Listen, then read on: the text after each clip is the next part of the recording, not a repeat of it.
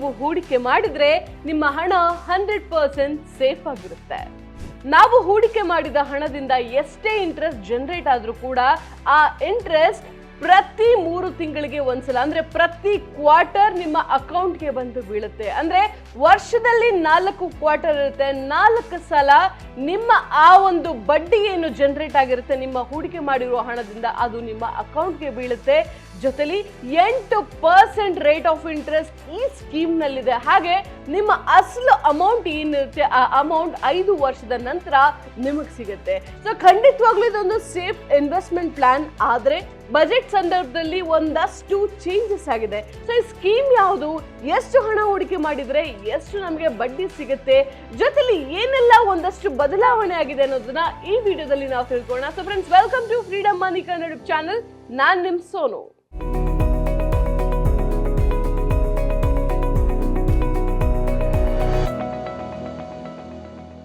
ನೀವಿನ್ನು ನಮ್ಮ ಚಾನೆಲ್ನ ಸಬ್ಸ್ಕ್ರೈಬ್ ಮಾಡಿಲ್ಲ ಅಂತಂದ್ರೆ ಸಬ್ಸ್ಕ್ರೈಬ್ ಮಾಡಿ, ಹಾಗೆ ಬೆಲ್ ಐಕಾನ್ ಒತ್ತೋದನ್ನ ಮರಿಬೇಡಿ. ಯಾಕಂದ್ರೆ ಹೊಸ ಅಪ್ಡೇಟ್ಸ್ ಬಂದ ತಕ್ಷಣ ನೋಟಿಫಿಕೇಶನ್ ನೀವು ಮಿಸ್ ಮಾಡ್ಕೊಳ್ಬಾರ್ದು ಅಲ್ವಾ, ಅದಕ್ಕೋಸ್ಕರ ಹೇಳ್ತಾ ಇದೀನಿ.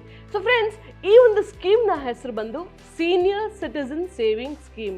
ಈ ಸ್ಕೀಮ್ ಅಲ್ಲಿ ಯಾರೆಲ್ಲ ಅಕೌಂಟ್ ಓಪನ್ ಮಾಡಿಸ್ಬೋದು, ನಿಮ್ಮ ವಯಸ್ಸೇನಾದ್ರೂ 60 ವರ್ಷಕ್ಕಿಂತ ಹೆಚ್ಚಾಗಿದ್ರೆ, ಅಂದ್ರೆ ನೀವು 60+ ಆಗಿದ್ರೆ ಖಂಡಿತವಾಗ್ಲೂ ನೀವು ಈ ಒಂದು ಅಕೌಂಟ್ ಅನ್ನ ಓಪನ್ ಮಾಡಿಸ್ಬೋದು. ಜೊತೆಲಿ ಅಕಸ್ಮಾತ್ ನೀವೇನಾದ್ರೂ ಡಿಫೆನ್ಸ್ ಅಲ್ಲಿ ವರ್ಕ್ ಮಾಡಿದ್ರಿ ಅಂತಂದ್ರೆ, ನೀವು ರಿಟೈರ್ಡ್ ಡಿಫೆನ್ಸ್ ಎಂಪ್ಲಾಯ್ ಆಗಿದ್ರೆ 50 ವರ್ಷಕ್ಕೆ ನೀವು ಖಂಡಿತವಾಗ್ಲೂ ಈ ಒಂದು ಅಕೌಂಟ್ ನ ಓಪನ್ ಮಾಡಿಸ್ಬೋದು. ನಮಗೆ ರಿಟೈರ್ಮೆಂಟ್ ನ ನಂತರ ಹೆಚ್ಚಿನ ಹಣ ಅಂದ್ರೆ ಲಂಪ್ಸಮ್ ಅಮೌಂಟ್ ಒಂದು ಬರುತ್ತೆ ನೋಡಿ, ಅದು PF ಆಗಿರ್ಬೋದು, ಅಥವಾ ನಾವೇನಾದ್ರೂ ನಮ್ಮ ರಿಟೈರ್ಮೆಂಟ್ ನ ಪ್ಲಾನ್ ಮಾಡಿದ್ರೆ NPS ಆಗಿರ್ಬೋದು. ಖಂಡಿತವಾಗ್ಲೂ ಇದು ನಮಗೆ ಒಂದು ದೊಡ್ಡ ಮೊತ್ತವನ್ನ ತಂದ್ಕೊಡುತ್ತೆ. ಹಾಗೆ ನಾವು ಇದನ್ನ ಇನ್ವೆಸ್ಟ್ ಮಾಡೋದಕ್ಕೆ ಅಂತ ಒಂದು ಸ್ಕೀಮ್ ಬೇಕಾಗತ್ತಲ್ಲ, ಅಲ್ಲಿ ಈ ಒಂದು ಸೀನಿಯರ್ ಸಿಟಿಜನ್ ಸೇವಿಂಗ್ ಸ್ಕೀಮ್ ಅಲ್ಲಿ ಹೆಲ್ಪ್ ಬರುತ್ತೆ.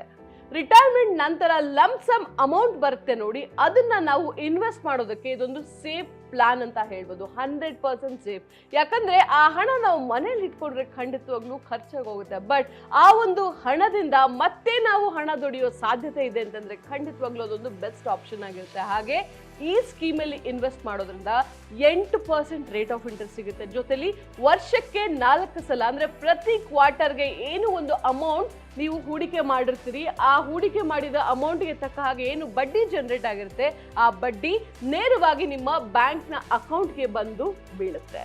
ಸೊ ಯಾವಾಗ ನಮಗೆ ಈ ಒಂದು ಇಂಟ್ರೆಸ್ಟ್ ಡೆಪಾಸಿಟ್ ಆಗುತ್ತೆ ಅಂತ ನೋಡೋದಾಯ್ತು ಅಂತಂದ್ರೆ, ಮಾರ್ಚ್ 31ನೇ ತಾರೀಕು, ಜೂನ್ 30ನೇ ತಾರೀಕು, ಸೆಪ್ಟೆಂಬರ್ 30ನೇ ತಾರೀಕು, ಡಿಸೆಂಬರ್ 31ನೇ ತಾರೀಕು. ಸೊ ಈ 4 ದಿನದಲ್ಲಿ ನಿಮ್ಮ ಒಂದು ಬ್ಯಾಂಕ್ ಅಕೌಂಟ್ಗೆ ಇಂಟ್ರೆಸ್ಟ್ ಡೆಪಾಸಿಟ್ ಆಗುತ್ತೆ. ಸೊ ಈ ಅಕೌಂಟ್ ನ ಎಲ್ಲಿ ಓಪನ್ ಮಾಡಿಸೋದು ಅಂತ ನೋಡೋದಾಯ್ತು ಅಂತಂದ್ರೆ, first main option post office. ಹಾಗೆ ಎಲ್ಲ ದೊಡ್ಡ ಬ್ಯಾಂಕ್ಸ್ ಅಲ್ಲಿ ಕೂಡ ಈ ಒಂದು ಆಪ್ಷನ್ ಖಂಡಿತವಾಗ್ಲೂ ಇರುತ್ತೆ. ಆದ್ರೆ ಪೋಸ್ಟ್ ಆಫೀಸ್ ಬೆಟರ್ ಅನ್ಸುತ್ತೆ, ಯಾಕಂದ್ರೆ ಪ್ರತಿಯೊಂದು ಏರಿಯಾದಲ್ಲಿ ಖಂಡಿತವಾಗ್ಲೂ ಪೋಸ್ಟ್ ಆಫೀಸ್ ಇರುತ್ತೆ. ಹಾಗಾಗಿ ಡೈರೆಕ್ಟ್ ಆಗಿ ಹೋಗಿ ನೀವು ಓಪನ್ ಮಾಡಿಸ್ಬೋದು. ಹಾಗೆ ಇದು 1 ಟೈಮ್ ಇನ್ವೆಸ್ಟ್ಮೆಂಟ್, ಅಂದ್ರೆ ನೀವು ಒಂದು ಸಲಕ್ಕೆ ಕೇವಲ ಒಂದು ಅಕೌಂಟ್ ನ ಓಪನ್ ಮಾಡಿಸ್ಬೋದು. ನಾವೇನು post office monthly income scheme ಅಂತ ಹೇಳ್ತೀವಿ, ಪ್ರತಿ ತಿಂಗಳು ನಾವು ಹೂಡಿಕೆ ಮಾಡ್ಬೋದು. ಅಥವಾ ಸುಕನ್ಯಾ ಸಮೃದ್ಧಿ ಯೋಜನೆಯಲ್ಲಿ ವರ್ಷಕ್ಕೆ ಇಷ್ಟು ಹಣ ಕಟ್ಟಬೇಕು, ಸೊ ನೀವು ಯಾವಾಗ ಎಷ್ಟು ಬರುತ್ತೋ ಕಟ್ಬೋದು. ಆ ರೀತಿ ಇರೋದಿಲ್ಲ.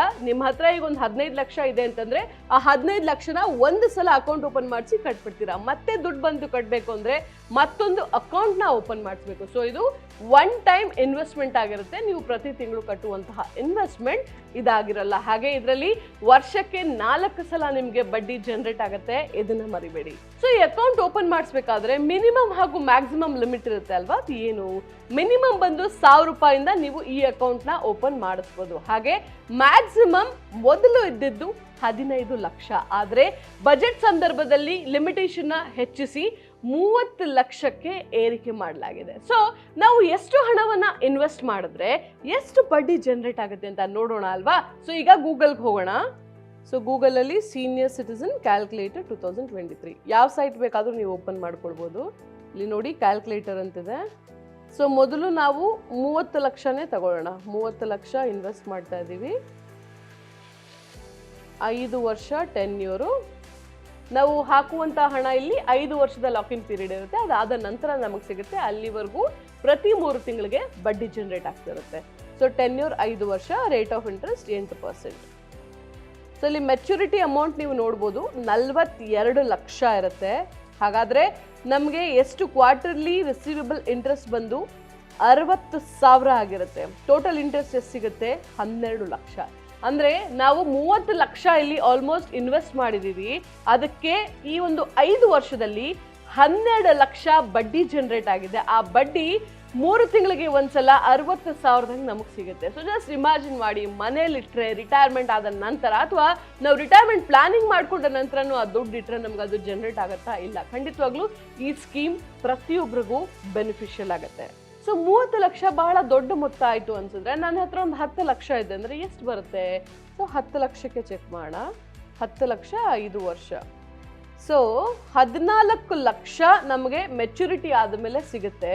ಈ 14 ಲಕ್ಷದಲ್ಲಿ 4 ಲಕ್ಷ ಬಂದು ನಮಗೆ ಜನರೇಟ್ ಆಗಿರ್ತಕ್ಕಂತಹ ಇಂಟ್ರೆಸ್ಟ್, ಅಂದ್ರೆ 10 ಲಕ್ಷ ಇನ್ವೆಸ್ಟ್ ಮಾಡಿರ್ತೀವಿ, 4 ಲಕ್ಷ ನಮಗೆ ಇಂಟ್ರೆಸ್ಟ್ ಜನರೇಟ್ ಆಗಿದೆ. ಹಾಗಾಗಿ 14 ಲಕ್ಷ ನಮ್ಗೆ ಇಲ್ಲಿ ಒಟ್ಟು ಸಿಗುತ್ತೆ. ಕ್ವಾರ್ಟರ್ಲಿ ನಾವೇನಾದ್ರೂ ನಮಗೆ ಪ್ರತಿ 3 ತಿಂಗಳಿಗೆ ಇಂಟ್ರೆಸ್ಟ್ ಜನರೇಟ್ ಆಗಿ ನಮ್ಮ ಅಕೌಂಟ್ಗೆ ಬರೋದ್ರಿಂದ ಆ ಅಮೌಂಟ್ ಎಷ್ಟು ಬರುತ್ತೆ ಅಂತ ನೋಡೋದಾಯ್ತು ಅಂತಂದ್ರೆ ಇಲ್ಲಿ 20,000 ನಮ್ಮ ಅಕೌಂಟ್ಗೆ ಬರುತ್ತೆ. ಅಂದ್ರೆ ನಿಮ್ಮ 10 ಲಕ್ಷ ಅಮೌಂಟ್ನ ನೀವು ಹೂಡಿಕೆ ಮಾಡಿದ್ರೆ ಪ್ರತಿ 3 ತಿಂಗಳಿಗೆ ಒಂದ್ಸಲ 20,000 ನಿಮ್ಮ ಆ ಹಣ ಕೂಡ ನಿಮಗೆ ದುಡ್ಡು ಕೊಡುತ್ತೆ. ಸೊ 10 ಲಕ್ಷ ಬೇಡ, 5 ಲಕ್ಷ ಚೆಕ್ ಮಾಡ್ಬೋದಲ್ಲ, 5 ಲಕ್ಷಕ್ಕೆ ಎಷ್ಟು ಬರುತ್ತೆ ಅಂತ. ಯಾಕಂದ್ರೆ ಕೆಲವರ ಹತ್ರ ಆ ಒಂದು 5 ಲಕ್ಷನೇ ದೊಡ್ಡ ಅಮೌಂಟ್ ಅಂತ ಅನ್ಸುತ್ತೆ. ಸೊ ಈಗ 5 ಲ್ಯಾಕ್ಸ್ ಹಾಕಿ ನೋಡೋಣ. 5 ಲ್ಯಾಕ್ಸ್ ಹಾಕಿದ್ರೆ 5 ವರ್ಷಕ್ಕೆ ಇಂಟ್ರೆಸ್ಟ್ ರೇಟ್ 8% ಹಾಗೆ ಮೆಚುರಿಟಿ ಅಮೌಂಟ್ ನೀವು ಇಲ್ಲಿ ನೋಡ್ಬೋದು 7 ಲಕ್ಷ ಇದೆ, 2 ಲಕ್ಷ ಇಂಟ್ರೆಸ್ಟು. ಸೊ ನಾವು ಅಲ್ಲಿ ಇನ್ವೆಸ್ಟ್ ಮಾಡಿರ್ತಕ್ಕಂತಹ ಅಮೌಂಟ್ ಬಂದು 5 ಲಕ್ಷ ಪ್ಲಸ್ 2 ಲ್ಯಾಕ್ಸ್ ಬಂದು ನಮಗೆ ಇಂಟ್ರೆಸ್ಟ್. ಹಾಗಾಗಿ 7 ಲ್ಯಾಕ್ಸ್ ನಮಗೆ ಇದು ಸಿಕ್ಕಿದೆ. ಸೊ ಕ್ವಾರ್ಟರ್ಲಿ ನಾವೇನಾದ್ರೂ ನೋಡೋದಾಯ್ತು ಅಂತಂದ್ರೆ ಇಂಟ್ರೆಸ್ಟ್ ಎಷ್ಟು ರಿಸೀವ್ ಆಗುತ್ತೆ ಅಂತ 10,000 ಪ್ರತಿ ಕ್ವಾರ್ಟರ್ಗೆ ಸಿಗುತ್ತೆ. ಅಂದ್ರೆ 4 ಕ್ವಾರ್ಟರ್ ಅಂದ್ರೆ 40,000 ನಮ್ಗೆ ಇಲ್ಲಿ ಜನರೇಟ್ ಆಗುತ್ತೆ. ಸೊ ಈಗ ನೀವು ನನ್ನ ಕೇಳ್ಬೋದು, ನಾನು ಹೊರಗಡೆ ಏನಾದ್ರೂ ಇಂಟ್ರೆಸ್ಟ್ಗೆ ದುಡ್ಡು ಕೊಟ್ರೆ ನಾನು ಇನ್ನೂ ಹೆಚ್ಚಿಗೆ ಸಂಪಾದಿಸ್ಬೋದಲ್ವಾ ಅಂತ. ಬಟ್ 100% ಅದು ಸೇಫ್ ಆಪ್ಷನ್ ಆಗಿರೋದಿಲ್ಲ. ಸೊ ಸೇಫ್ ಆಪ್ಷನ್ ಅಂತ ನೋಡೋದಾಯ್ತು ಅಂತಂದ್ರೆ ಈ ಸ್ಕೀಮ್ ಬೆಟರ್ ಅಂತ ಖಂಡಿತವಾಗ್ಲೂ ಅನ್ಸುತ್ತೆ. ಹಾಗೆ ಈ ಸ್ಕೀಮ್ ನಲ್ಲಿ ನೀವು ಇನ್ವೆಸ್ಟ್ ಮಾಡಿದ್ರೆ ATC ಸೆಕ್ಷನ್ ಅಡಿಯಲ್ಲಿ 1.5 ಲಕ್ಷದವರೆಗೂ ನಿಮಗೆ ಟ್ಯಾಕ್ಸ್ ಬೆನಿಫಿಟ್ ಖಂಡಿತವಾಗ್ಲೂ ಸಿಗುತ್ತೆ. ಸೊ ನೀವೇನಾದ್ರೂ ಒಂದಕ್ಕಿಂತ ಹೆಚ್ಚು ಖಾತೆಯನ್ನ ಹೊಂದಿದ್ರಿ ಅಂತಂದ್ರೆ, ಅಂದ್ರೆ ನೀವು ಒಂದು ಅಕೌಂಟ್ ನ ಓಪನ್ ಮಾಡಿಸಿದ್ರಿ, ಮತ್ತೆ ಯಾವ್ದೋ ಹಣ ಬಂತು ಮತ್ತೊಂದು ಅಕೌಂಟ್ ಓಪನ್ ಮಾಡಿಸಿದ್ರಿ. ಸೊ ಈಗ ABC ಅನ್ನೋ 3 ಖಾತೆ ಇಟ್ಕೊಂಡ್ರೆ 3 ಖಾತೆಯ ಬಡ್ಡಿ ಸೇರಿ ನಿಮ್ಗೆ 60,000ಕ್ಕಿಂತ ಹೆಚ್ಚಿನ ಬಡ್ಡಿ ಜನರೇಟ್ ಆಗ್ತಾ ಇದೆ ಅಂತಂದ್ರೆ ಆ ಬಡ್ಡಿಯಿಂದ TDS ಅಮೌಂಟ್ನ ಕಟ್ ಮಾಡಲಾಗತ್ತೆ. ಸೊ TDS ಅಮೌಂಟ್ ಕಟ್ ಮಾಡಿ ಇನ್ನೇನು ಹಣ ಉಳಿಯುತ್ತೋ ಆ ಹಣ ನಿಮ್ಮ ಬ್ಯಾಂಕ್ ಅಕೌಂಟ್ಗೆ ಟ್ರಾನ್ಸ್ಫರ್ ಮಾಡಲಾಗುತ್ತೆ. ಜೊತೆಲಿ ಸೆಕ್ಷನ್ ATC ಬೆನಿಫಿಟ್ ಇಲ್ಲಿ ಖಂಡಿತವಾಗ್ಲೂ ನಿಮಗೆ ಸಿಗುತ್ತೆ. ಸೊ ನೀವೀಗ ಹೇಳ್ಬೋದು, ಇನ್ವೆಸ್ಟ್ಮೆಂಟ್ ಏನೋ ಮಾಡ್ಬಿಟ್ಟೆ ಮ್ಯಾಮ್, ಆದ್ರೆ ಫ್ಯಾಮಿಲಿ ಎಮರ್ಜೆನ್ಸಿ ಅಥವಾ ಇನ್ನೇನು ಎಮರ್ಜೆನ್ಸಿ ಬಂತು, ಇಂತಹ ಒಂದು ಸಂದರ್ಭದಲ್ಲಿ ನಾನು ಇನ್ವೆಸ್ಟ್ ಮಾಡಿದ ಹಣ ನನಗೆ ಸಿಗುತ್ತಾ ಅಂತ. ಖಂಡಿತವಾಗ್ಲೂ ಸಿಗುತ್ತೆ. ಅಂದ್ರೆ ಉದಾಹರಣೆಗೆ ತಗೊಳ್ಳಿ, ನೀವು 1 ವರ್ಷದ ಹಿಂದೆ ನಿಮ್ಮ ಪ್ಯಾನ್ ಕಾರ್ಡ್, ಆಧಾರ್ ಕಾರ್ಡ್ ತಗೊಂಡು ಹೋಗಿ ಈ ಒಂದು ಅಕೌಂಟ್ನ ಓಪನ್ ಮಾಡಿಸಿದ್ರಿ. 1 ವರ್ಷದ ಒಳಗೆ ನಿಮ್ಗೆ ಈ ಒಂದು ಹಣ ಬೇಕಾಗತ್ತೆ ಅನ್ನೋದಾದ್ರೆ ನೀವು ಅಕೌಂಟ್ನ ಕ್ಲೋಸ್ ಮಾಡ್ತೀರಿ ಅಂತಂದ್ರೆ ಪೆನಾಲ್ಟಿ ಬೀಳೋದು ಗ್ಯಾರಂಟಿ ಇರುತ್ತೆ. ಸೊ ಪೆನಾಲ್ಟಿ ಏನಿರುತ್ತೆ, ಅಕಸ್ಮಾತ್ ಏನಾದರೂ ನಿಮಗೆ ಇಂಟ್ರೆಸ್ಟ್ ಬ್ಯಾಂಕ್ನವರು ಈಗ ಆಲ್ರೆಡಿ ಹಾಕಿದ್ದಾರೆ ನಿಮ್ಮ ಅಕೌಂಟ್ಗೆ ಅಂತಂದ್ರೆ ಆ ಒಂದು ಹಣವನ್ನ ನಿಮ್ಮ ಪ್ರಿನ್ಸಿಪಲ್ ಅಮೌಂಟ್ಗೆ ಮೈನಸ್ ಮಾಡಿ ಇನ್ನು ಉಳಿದ ಹಣವನ್ನ ಖಂಡಿತವಾಗ್ಲೂ ಕೊಡ್ತಾರೆ.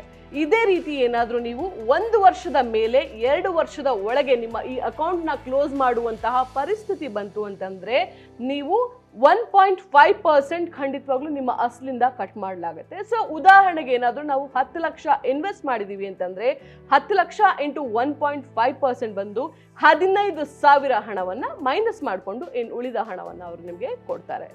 ಇದೇ ರೀತಿ ಏನಾದರೂ ನೀವು ನಿಮ್ಮ ಅಕೌಂಟ್ ಓಪನ್ ಮಾಡಿಸಿ 2 ವರ್ಷಕ್ಕಿಂತ ಹೆಚ್ಚಿನ ಸಮಯ ಆಗಿದೆ, ಹಾಗೆ 5 ವರ್ಷದ ಒಳಗೆ ನೀವು ಈ ಅಕೌಂಟ್ನ ಕ್ಲೋಸ್ ಮಾಡುವಂತಹ ಪರಿಸ್ಥಿತಿ ಬಂತು ಅಂತಂದ್ರೆ ನಿಮ್ಮ ಅಸಲಲ್ಲಿ ಅಂದ್ರೆ 1% ಕಟ್ ಆಗುತ್ತೆ. ಸೊ ಉದಾಹರಣೆಗೆ 10 ಲಕ್ಷ ಇನ್ವೆಸ್ಟ್ ಮಾಡಿದ್ರಿ ಅಂತಂದ್ರೆ 1% ಅಂದ್ರೆ 10,000. ಸೊ ಈ ಹಣವನ್ನ ಕಟ್ ಮಾಡಿ ಇನ್ನು ಉಳಿದ ಹಣವನ್ನ ಅವರು ನಿಮಗೆ ಕೊಡ್ತಾರೆ. ಅದೇ ರೀತಿ ಏನಾದರೂ ನಾವು ಈ ಅಕೌಂಟ್ನ ಕಂಟಿನ್ಯೂ ಮಾಡಬೇಕು ಮ್ಯಾಮ್, ನನಗೆ 5 ವರ್ಷದ ನಂತರ ಈ ಹಣ ಬೇಡ ಅಂತಂದ್ರೆ ಖಂಡಿತವಾಗ್ಲೂ ಒಂದು ಫಾರ್ಮ್ನ ನೀವು ಕೇಳ್ಬೋದು. ಆ ಫಾರ್ಮ್ನ ಕೊಡ್ತಾರೆ, ಫಾರ್ಮ್ನ ಫಿಲ್ ಮಾಡಿ ಕೊಟ್ರೆ ನಂತರ ನೀವು ಎಕ್ಸ್ಟೆಂಡ್ ಮಾಡ್ಕೊಳ್ಬೋದು. ಖಂಡಿತವಾಗ್ಲೂ ಈ ಒಂದು ಪಾಸಿಬಿಲಿಟಿ ಕೂಡ ಈ ಸ್ಕೀಮ್ನಲ್ಲಿ ಇದೆ. ಹಾಗೆ ನಾವು ಅಕೌಂಟ್ನ ಓಪನ್ ಮಾಡಿಸ್ಬೇಕಾದ್ರೆ ನಮ್ಗೆ ಯಾವ ಅಕೌಂಟ್ಗೆ ಹಣ ಬರಬೇಕು ಅಂದರೆ ರೇಟ್ ಆಫ್ ಇಂಟ್ರೆಸ್ಟ್ ಏನು 8% ಜನರೇಟ್ ಆಗುತ್ತೆ ಆ ಬಡ್ಡಿ, ಅದು ಯಾವ ಅಕೌಂಟ್ಗೆ ಬರಬೇಕು ಆ ಅಕೌಂಟ್ ನಂಬರ್ನ ಸರಿಯಾಗಿ ಮೆನ್ಷನ್ ಮಾಡಬೇಕಾಗತ್ತೆ.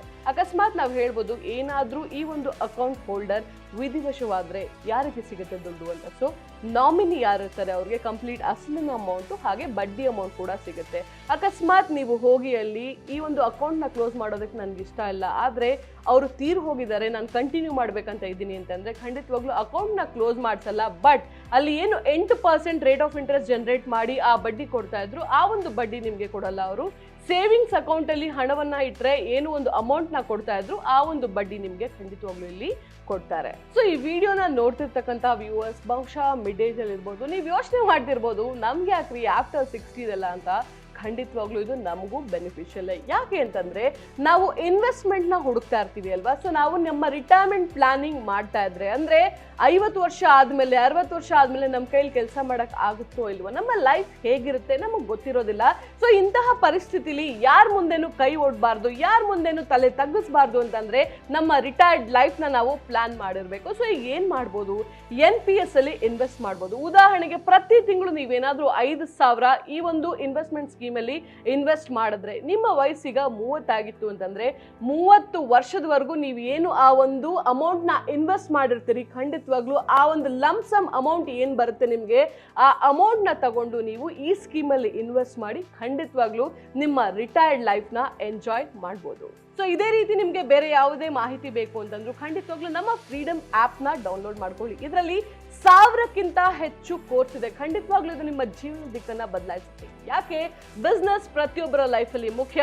ಕೃಷಿ ಅವ್ರು ಇಲ್ಲದೆ ಖಂಡಿತವಾಗ್ಲೂ ನಮ್ಮ ಬದುಕೇ ಇಲ್ಲ. ಫಿನಾನ್ಸ್ ಇದನ್ನ ಮ್ಯಾನೇಜ್ ಮಾಡಿಲ್ಲ ಅಂತಂದ್ರೆ ನಮ್ಮ ಲೈಫ್ಗೆ ಅರ್ಥವೇ ಇಲ್ಲ. ಸೊ ಈ 3 ಸೆಗ್ಮೆಂಟ್ ಅಲ್ಲಿ ಕೋರ್ಸಸ್ನ ನಾವು ನಿಮಗೋಸ್ಕರ ತಂದಿದ್ದೀವಿ. ಅದು ಕೂಡ ಯಾರು ಹೇಳ್ಕೊಡ್ತಾರೆ ನಿಮ್ಗಲ್ಲಿ, ಖಂಡಿತವಾಗ್ಲೂ ಆ ಕ್ಷೇತ್ರದಲ್ಲಿ ಸಾಧನೆ ಮಾಡಿರ್ತಕ್ಕಂತಹ ಮೆಂಟರ್ಸೇ ಹೇಳ್ಕೊಡ್ತಾರೆ. ಖಂಡಿತವಾಗ್ಲೂ ಇದು ಬೆನಿಫಿಷಿಯಲ್ ಆಗುತ್ತೆ. ಸೊ ನೀವು ಏನ್ ಮಾಡಬೇಕು, ಅಫ್ಕೋರ್ಸ್ ಡಿಸ್ಕ್ರಿಪ್ಷನ್ ನಲ್ಲಿ ಏನು ಒಂದು ಫ್ರೀಡಮ್ ಆಪ್ ನ ಲಿಂಕ್ ಇದೆ, ಆ ಲಿಂಕ್ ಇಂದ ಫ್ರೀಡಮ್ ಆಪ್ ನ ಡೌನ್ಲೋಡ್ ಮಾಡ್ಕೊಳ್ಳಿ. ನಿಮ್ಗೆ ಯಾವ ಒಂದು ಕೋರ್ಸ್ ಇಷ್ಟ ಆಗುತ್ತೆ, ನಿಮ್ಗೆ ಬಿಸ್ನೆಸ್ ಕೋರ್ಸ್ ಆಗಿರ್ಬೋದು, ಕೃಷಿ ಕೋರ್ಸ್ ಆಗಿರ್ಬೋದು, ಅಥವಾ ಫೈನಾನ್ಷಿಯಲ್ ಫ್ರೀಡಮ್ ಕೋರ್ಸ್ ಆಗಿರ್ಬೋದು, ನಿಮ್ಗೆ ಯಾವ ಕೋರ್ಸ್ ಇಷ್ಟ ಆಗುತ್ತೋ ಆ ಕೋರ್ಸ್ ನ ಟ್ರೇಲರ್ ನೋಡಿ ನಿಮ್ಗೆ ಇಷ್ಟ ಆದ್ರೆ ನಂತರ ನಿಮ್ಮ ಮನಸ್ಸಿಗೆ ಬಂದಿದ್ದನ್ನ ನೀವು ಖಂಡಿತವಾಗ್ಲೂ ಮಾಡ್ಬೋದು. ಆ ಸ್ವಾತಂತ್ರ್ಯ ನಿಮಗಿದೆ. ಸೊ ನಾನ್ ನಿಮ್ ಸೋನು ಹೋಗಿ ಬರ್ತೀನಿ. ನೆಕ್ಸ್ಟ್ ಎಪಿಸೋಡ್ ಅಲ್ಲಿ ಸಿಗ್ತೀನಿ. ಅಲ್ಲಿವರೆಗೂ ಎಲ್ಲರೂ ನಗ್ನಗ್ತಾ ಆರಾಮಾಗಿರಿ. ನಮಸ್ತೆ.